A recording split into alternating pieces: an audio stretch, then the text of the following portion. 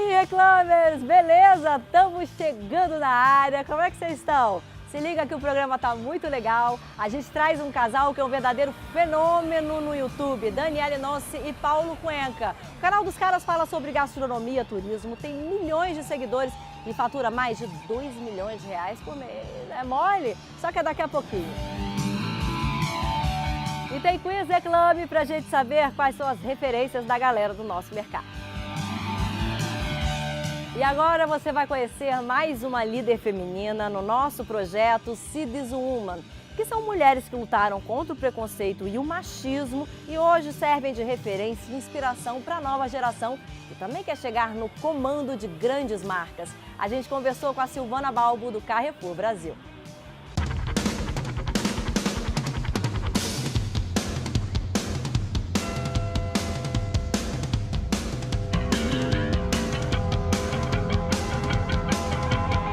Hoje um líder precisa gostar de aprender e ter muita humildade para assumir aquilo que ele não sabe. É mais importante a gente saber o que a gente não sabe do que a gente dominar aquilo que a gente sabe muito. E acho que a dinâmica do mundo hoje, ela é tão rápida, tão ágil e o digital potencializou demais isso, que se você não estiver muito aberto para aprender coisas novas e desaprender aquilo que é o mais do mesmo que você fez durante anos, você não consegue mais acompanhar o consumidor. E ele é o que rege toda essa orquestra, né? Então aquilo que a gente faz deveria ter o olhar do cliente. Para acompanhar o olhar do cliente, a gente precisa se atualizar o tempo inteiro e a partir daí criar para ele toda a comunicação, os serviços, as soluções. Eu acho que essa fase de empoderamento, ela começa a partir do momento em que a informação virou uma coisa totalmente democrática, né? O empoderamento, ele é de conhecimento. A gente até viveu no início da década de 2010 um certo empoderamento econômico, uma ascensão de classe média.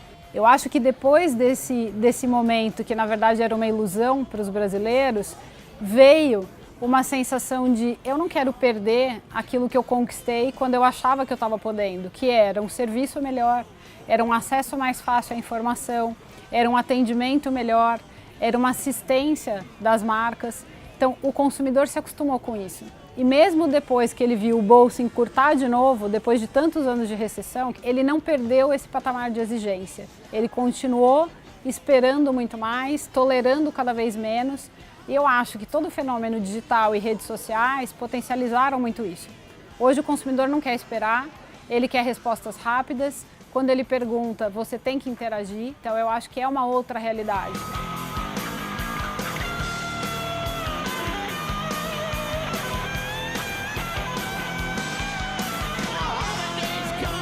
Não dá para dizer que não existe um machismo, que não existe um preconceito. Eu percebo que a mulher, ela não quer delegar algumas funções, né? Eu já cheguei a conversar com gerentes do meu time que falaram, não, eu não consigo deixar o meu marido levar a criança na consulta médica.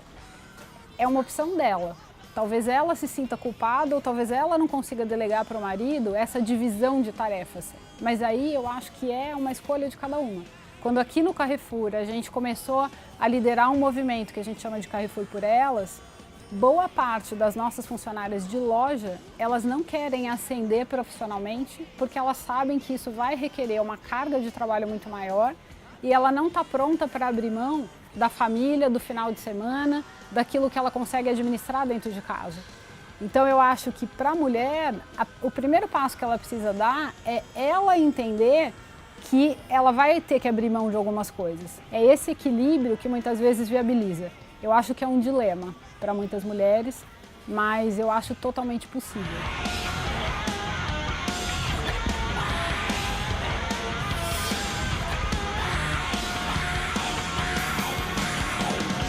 Carrefour por Elas é o nome do movimento interno que a gente criou para exatamente dar um pouco mais de foco para essa ascensão feminina dentro da companhia.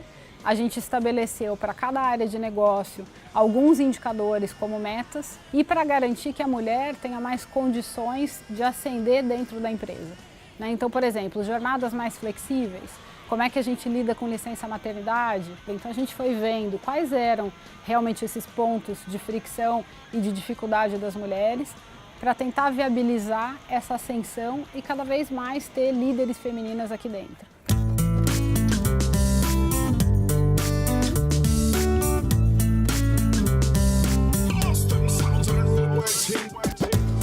Eu acho que a influência no Brasil e no mundo é de ter uma conscientização muito maior. Eu acho que eles trouxeram à tona diversos casos que realmente colocavam em risco ou em xeque a carreira e a vida de algumas mulheres. Acho que isso criou uma consciência de que esse tipo de postura pode ser penalizado e que pode inclusive destruir a carreira de um homem que não teve a postura mais adequada. Aqui no Brasil, né, eu faço parte de alguns grupos femininos e foi muito debatido tudo isso. As mulheres se sentem mais encorajadas para eventualmente denunciarem esse tipo de caso e elas têm um sentimento de que alguma coisa vai ser feita. Um caso como o João de Deus, talvez ele não tivesse sido, não tivesse virado o que virou, se a gente não tivesse vivendo uma outra realidade, onde as mulheres levantam a mão para denunciar e falar, aconteceu comigo. Acho que tem também que quebrar um pouco do pudor, existe uma vergonha, existe o constrangimento, mas eu acho que é cada vez maior o número de mulheres que se dispõem a fazer isso.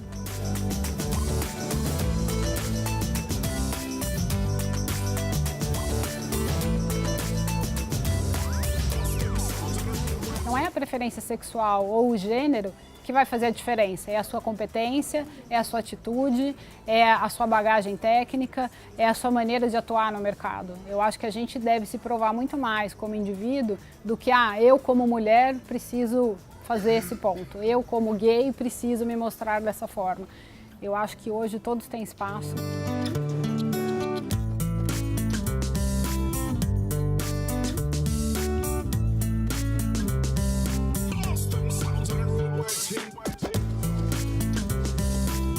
Acho que não existe uma marca que quando está produzindo uma campanha não para pensar se ela está realmente conseguindo refletir a diversidade que a gente tem de pessoas. Eu tenho exemplo no meu time, a gente tem exemplo nas lojas e isso é uma verdade da porta para dentro e da porta para fora. Que eu acho que também essa coerência entre o que a gente prega e o que a gente faz é que é determinante.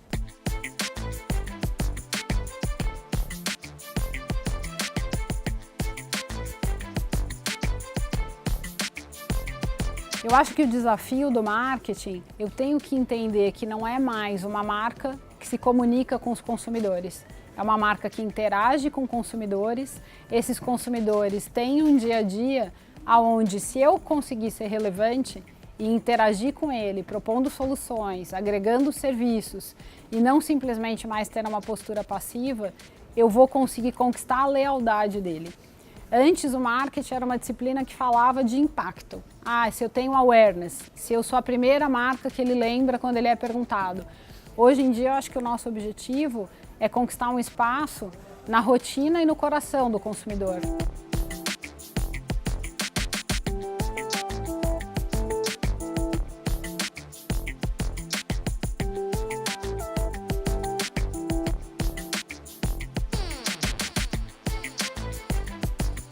O conselho que eu dou é para enxergar o marketing de uma forma nova, né? Antes, quando as pessoas pensavam em marketing, elas pensavam em comunicação e publicidade. Hoje, um marqueteiro bem-sucedido, ele provavelmente pode até vir de uma área de engenharia, ele pode vir de uma área de dados, ele pode ser um expert em tecnologia. Então, não enxergar o marketing simplesmente como uma área criativa. Acho que esse é o conselho que eu dou. O grande potencial que a gente vê dentro da área de marketing tem muito mais a ver com dados e tecnologia do que com criatividade, necessariamente. Faz na sua, faz na sua, faz Carrefour, faz economia, faz na sua todo dia, faz na hora sem demora. Faz na sua, faz Carrefour.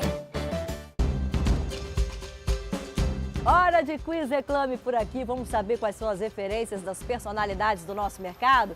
O que você está lendo? Qual o perfil do Instagram que você segue e indicaria? Você é fã de alguma marca? Qual a viagem da sua vida? Qual aquela palavra que define o teu sucesso pessoal? E qual a palavra que define a tua vida pessoal?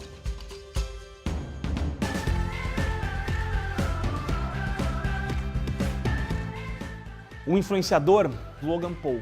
Eu acho que o Logan Paul atingiu um patamar que seja para bom ou para ruim muito grande. Então ele passou algumas barreiras, até do nonsense, mas ele conseguiu construir uma coisa muito estrondosa, ele e o irmão, assim. Então ele saiu do Vine, saiu de outras plataformas e se tornou um canal gigantesco. Eu acho que fez 20 milhões em um ano, uma coisa muito assustadora, assim. Eu tô lendo Minha História da Michelle Obama. Você sabia que o Obama foi estagiário dela? Pois é. Essa mulher é incrível. Eu adoro ler livros de mulheres que tenham feito alguma coisa relevante. Normalmente uma primeira-dama ela acaba ficando sempre como, né, a primeira-dama. E eu acho que ela tem um protagonismo enorme. Tocar piano. Eu amo música, acho que música é uma das coisas integrais da minha vida. Eu chego em casa, a primeira coisa que eu faço é ligar o Spotify e sempre quis aprender a piano e tô há alguns anos, esse ano que eu vou comprar, esse ano que eu vou comprar o piano, esse ano que eu vou começar. Então música é um negócio muito importante para mim. É difícil escolher a melhor viagem porque eu amo viajar. Mas para mim um país que eu gosto muito, até porque é a origem da minha família, é a Itália.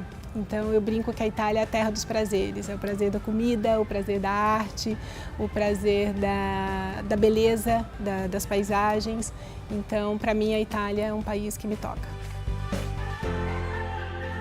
Break rápido e a gente já volta.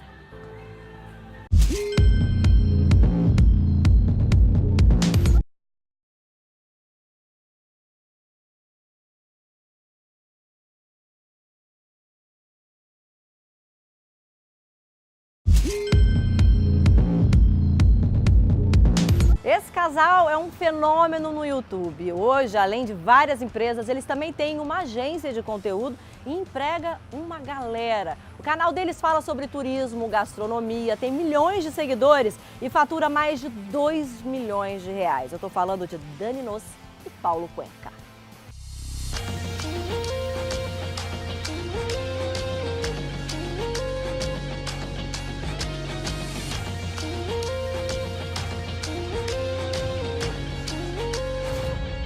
Queria que vocês falassem como tudo isso começou. A gente queria fazer alguma coisa para televisão. Eu tava me formando em cinema e a Dani queria abrir uma confeitaria. Daí um dia a gente pensou o seguinte: pô, já parou para pensar que todo programa de culinária, tudo sempre dá muito certo? As pessoas experimentam e ninguém fala, faltou sal, errei a mão. Tá sempre se aceita que o apresentador acerta tudo. A gente falou, pô, a Dani é uma ótima personagem. Vamos embarcar nessa? A gente começou a fazer um piloto e fizemos 7 episódios na sequência para vender esse projeto para televisão. Acabou que a gente usou o YouTube como uma plataforma de distribuição gratuita, isso aí foi em 2010. O que aconteceu foi que a galera começou a assistir, né? Porque como não tinha esse tipo de conteúdo, daí 100 views, 200 views, 300 views, 500 views, de repente tinha 1.000, 2.000, 5.000, 7.000 views, a gente falou, nossa, acho que não é TV. Não é só minha mãe vendo, né? Não é só minha mãe vendo. Aqui é o lugar. Franciele, flamboesa. A gente tem um problema aqui conceitual. Você colocou 3/4 de lata de leite condensado. É uma heresia. Como que você trabalha com uma lata de leite condensado e o resto se adapta à lata de leite condensado? O leite condensado que manda. É o gene dominante, não é recessivo. Só que fala que é pra até dar o ponto. Então vou misturar e vou colocando aos pontos. Torcendo para você vai colocando? Aos poucos. Você sabe o ponto? O ponto que a Franciele disse é pra deixar... Ela palestrou, né? Ela tava palestrando no site dela. É pra deixar grudentinho, porque se ficar muito seco, racha quando for fazer o rocambolesito. O que vocês têm aqui? É uma produtora? O que é? Hoje eu e Paula a gente tem 3 empresas. Então, uma delas é só para os meus cursos. Então, cursos online, cursos presenciais. A gente dá mentoria também em relação à criação de conteúdo digital e até, assim, uma pincelada em negócios. Além disso, eu tenho a produtora, que faz toda a parte do meu conteúdo, então vídeos para o Instagram, para o YouTube, blog, enfim, tem uma galera que me ajuda com isso. E agora a gente vai para a terceira empresa que acabamos de abrir, que é a agência mesmo, que a gente vai tomar conta de outros influenciadores, criando projetos interessantes para marcas para eles. E vocês têm uma relação muito legal com marcas. Faz uns anos que a gente sacou que não adiantava ser influenciador e sim criador de conteúdo. Porque o influenciador é como se ele estivesse parado ali, esperando alguma marca, alguma ação chegar, e ele é quase um banner vivo. Ele aparece no negócio e fala, compre tal coisa, né? E a gente nunca acreditou muito nesse modelo de negócios, porque primeiro você fica rendido é totalmente passivo, e depois porque você não cria uma linha narrativa, você não cria uma história em torno de uma coisa. E se a gente está na era do conteúdo, quando a gente fala de marca, a gente tem que falar sobre conteúdo e sobre narrativa. Então a gente começou a falar, pô, é melhor a gente ir atrás dessas marcas, porque daí a gente faz uma cocriação direto com a marca, a gente conta uma história, né, de médio e longo prazo, e consequentemente a gente trabalha com menos marcas, em vez de ser um festival de marca dentro do nosso canal. Você faz os projetos para marca que você já usa, que você já tá ali dentro do seu conceito. Ou que a gente usa ou que a gente usaria. É sempre essa a nossa pegada. A gente consegue vender muito melhor os projetos quando a gente sabe os objetivos do ano dessa marca. E a gente consegue unir isso dentro do projeto, aí é muito mais fácil, porque daí eu linko a minha história, a minha trajetória, o jeito de eu falar com o meu público, mais o que a marca exatamente quer passar no ano e junto aquilo num projeto ideal. Aí é muito mais fácil e todo mundo sai ganhando. Eu, o meu público e a marca.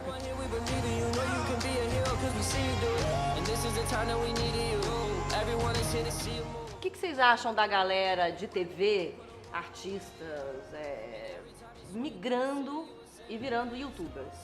Eu acho um movimento necessário. Porque o problema do ator ou do artista, se ele é demitido da televisão, tá desempregado, né? Ele não tem a própria mídia, né? Se você tá no YouTube, no Instagram, você tem a sua própria mídia. Quanto que essa galera não tá ganhando de Instagram hoje em dia? Sabe? Quanto que é uma foto no Instagram? Às vezes é muito mais do que eles estão recebendo num contrato. Me expressei até mal. Numa Deu novela, muito né? certo vários deles no YouTube. No Instagram, parece que foi o lugar ideal para celebridade. Virou quase uma plataforma de celebridade hoje em dia. Mais forte que os blogueiros, que os influencers, que os criadores de conteúdo. Acho que as celebridades elas têm uma força muito, muito forte. Agora, tem alguns estudos que mostram que a taxa de conversão de celebridade, mesmo no Instagram, é menor. Porque a relação, daí a gente volta pro filme de 30 e para outra coisa que eles fazem, que é atuar ou fazer outra coisa. As pessoas estão acostumadas com que o que eles usam não é necessariamente verdade, né? Então, quando eles recomendam alguma coisa, sempre já tem uma desconfiança que fala, acho que é só publicidade, né? Enquanto as pessoas nativas das plataformas digitais, elas já buscam, muitas delas, as boas, elas buscam essa linha narrativa. De, eu tô recomendando porque eu uso de fato, por isso que a conversão é maior em geral. E acho que o jeito de falar também, né? Exatamente. O jeito é muito mais real, como se eu estivesse realmente conversando com alguém, tá muito acostumado a falar com a pessoa. Elas não têm essa coisa de ficar falando da vida delas, né? Elas não querem que a pessoa entre na casa, que mostre as coisas que elas têm ou que converse com elas de uma maneira assim. E já um criador de conteúdo tem muito mais isso, né? De, tô aqui em casa é assim, assado. Hoje em dia tem alguns que até estão se protegendo mais, porque, enfim, ou foram assaltados, ou milhões de coisas, de tanto mostrar onde moravam e tal.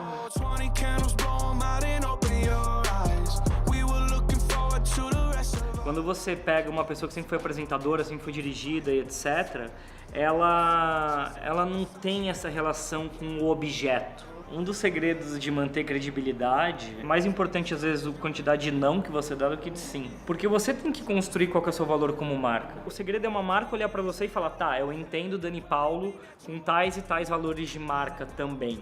Eu posso me aliar ou não, porque você também tem que facilitar para a marca. Por que a marca está te escolhendo e não outra coisa? Porque senão é uma briga por valor e por número. E isso não faz sentido. Os caras colocam toda noite nesse hotel um pedacinho dele ali em cima do... É o Mas chocolatinho não é da noite. O chocolate tem gosto de hidrogenado. Ah, você tá viajando. Tem gosto de hidrogenado. O bebezinho é muito bom. E é do Santa Luzia, ó, mesmo logo. Como que você nega um bebezinho fofinho desse, que parece uma matriosca Eu bebê? não gosto de chocolate hidrogenado. Não é Eu hidrogenado curto isso aqui, chocolate velho. hidrogenado. Olha o Snap, como que tem um Snap assim hidrogenado, ó? Olha o Snap, velho. Maravilhoso. O M&M's no meu faz toda a diferença. Animal. Eles estão dando chocolate errado pra gente. O M&M's faz toda a diferença. É Toda a muito diferença. doce, dá pra comer um quadradinho. É que ele é o leite com açúcar. Mais Bastante açúcar do M&M's. Mas não é o leite que tem seu snap, tem seu Eu valor. mostrei. Tal. Vocês têm um público mais velho? Tem. Público... Mais de 50% é acima de 25 anos, o que pro YouTube já é mais velho. Eu acho que acima de 35, se não me engano, é 20%. Nosso público, 35 a 44, é 20%. Então por isso também que a gente sempre fez marcas um pouco mais premium, porque a gente já fala com uma galera mais velha, né? Tem um mercado aí, a demografia que mais cresce no YouTube é acima de 40 anos. Porque todo o resto da outra galera já foi. É o que falta. E daí é muito louco porque você não tem criadores, mulheres e homens mais velhos, acima de 40, falando com os seus iguais, tá ligado? E diversos tipos de pessoas. Você não tem nem classe C falando com classe C, nem classe B falando com classe B, e classe A falando com classe A, você não tem. E esse é um outro nicho que muita gente fala, YouTube é coisa de molecada, é uma mentira isso daí. Foi. Instagram, vocês têm quantos seguidores cada um? 840. Tenho 270. YouTube, quase 3 milhões, né? 2.7. 2.7. Quanto que dá, mais ou menos, em média, cada vídeo de views? Uns 300 mil. De receita vai de 300 a 1 milhão e de viagem vai de 150 a 300. Viagem, vocês focam mais no quê? Cara, a gente gosta de fazer uma mistura. A gente gosta de filmar da maneira que a gente sempre viajou, né? E a gente quis mostrar isso. Que é assim, 2 dias numa cidade, então tem um lado urbano da coisa, e depois ir perto da cidade, onde tem lugares que tem uma natureza muito forte, muito presente. Então a gente tem um foco na cidade em cultura e gastronomia, principalmente, e quando a gente sai dos centros urbanos, a gente vai normalmente para a área rural, então tem sempre alguma coisa em relação ao processo de produção de alguma coisa, seja de uma receita, do ingrediente, e conhecer as pessoas dentro das casas. Essa é uma pegada nossa.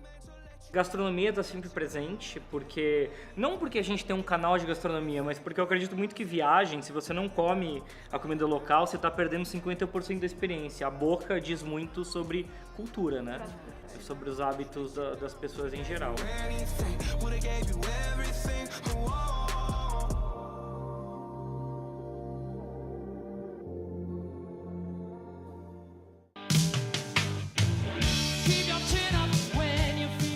Seus lindos e maravilhosos Demibida! A Reclame de hoje vai ficando por aqui, tava bem legal, né não? Olha só, mas se liga que toda terça-feira temos o quê? Rock Reclame na Kiss FM às 21 horas. E toda quarta-feira temos vídeo inédito no nosso canal do YouTube com este lourão AK, tá certo? Lembrando também que nas nossas redes sociais tem conteúdo inédito todos os dias, então nem preciso pedir, né? Segue a gente lá. Beijo grande! Fui!